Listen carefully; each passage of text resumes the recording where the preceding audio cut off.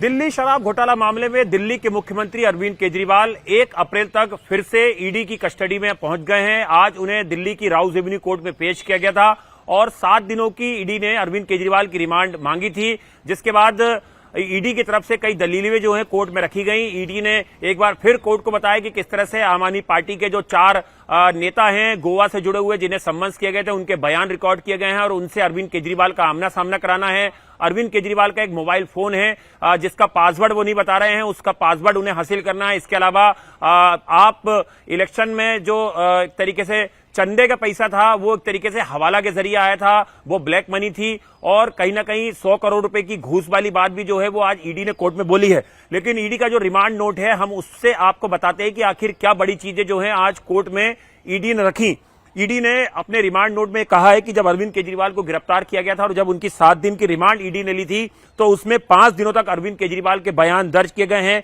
23 तारीख से लेकर 27 तारीख तक अरविंद केजरीवाल के बयान दर्ज किए गए हैं। इसके अलावा 3 और लोगों के भी इस दौरान जो हैं शराब घोटाले के मामले में उनके बयान भी ईडी ने दर्ज किए हैं, जिसमें मनीष सिसोदिया के पूर्व सचिव सी अरविंद का नाम शामिल है, जिनको अरविंद केजरीवाल की मौजूदगी में उनके घर ड्राफ्ट GOM जो है उसकी रिपोर्ट दी गई थी। दूसरा, गोवा में आपका एक उम्मीदवार है जिसने बताया था कि गोवा में चुनाव के पूरे खर्च का हिसाब किताब आपका दिल्ली ऑफिस रखता था, यानी कि दिल्ली का हेडक्वार्टर जो आम आदमी पार्टी का है वो रखता था। ये दूसरी बड़ी बात बोली है।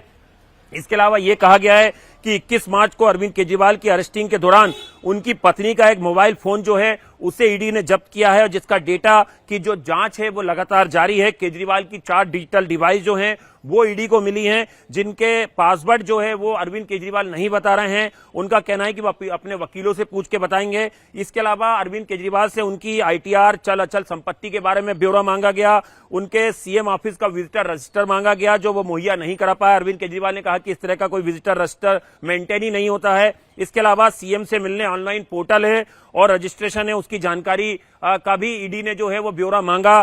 पंजाब के कुछ आबकारी अधिकारियों को भी पूछताछ के लिए बुलाया गया था जो दिल्ली के शराब कारोबारियों पर घूस नहीं देने के दबाव डालने में कोशिश कर रहे थे। ये भी बड़ी बात बोली है पंजाब से जुड़ी हुई।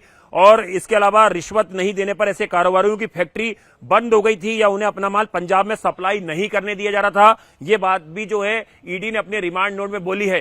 तो अब ईडी के लॉकअप में अरविंद केजरीवाल मौजूद हैं। ये 4 दिन भी काफी महत्वपूर्ण होंगे। 1 तारीख को 11:30 बजे एक बार फिर से ईडी जो है वो अरविंद केजरीवाल को दिल्ली की राउज एवेन्यू कोर्ट में पेश करेगी। देखना होगा कि इन 4 दिनों के अंदर अरविंद केजरीवाल से ईडी क्या कुछ चीजें हासिल कर पाती है पूछताछ में, क्योंकि आज कोर्ट में ईडी की तरफ से दलील दी गई थी कि अरविंद केजरीवाल जांच में सहयोग नहीं कर रहे हैं। हालांकि आज अरविंद केजरीवाल अपनी तरफ से खुद बोलने के लिए कोर्ट में सामने खड़े हुए, उन्होंने कोर्ट से परमिशन मांगी और वो अपनी दलीलें देते रहे कि ये जो गिरफ्तारी की गई है वो गलत है, लेकिन वो ईडी की पूछताछ में कोऑपरेट कर रहे हैं और वो आगे रिमांड के लिए तैयार हैं, वो विरोध नहीं करेंगे। लेकिन कहीं ना कहीं अरविंद केजरीवाल की तरफ से जो दलीलें रखी गई उसको कोर्ट ने नहीं माना है और जो ईडी ने दलील रखी थी उसको कहीं ना कहीं संज्ञान में लेते हुए कोर्ट ने 4 दिनों की जो और ईडी की कस्टडी है अरविंद केजरीवाल की दे दी है। और देखना होगा कि इन 4 दिनों के अंदर शराब घोटाले मामले में अरविंद केजरीवाल से क्या कुछ चीजें हासिल कर पाती है ईडी, क्या कुछ खुलासे और इस पूरे मामले में होने वाले हैं।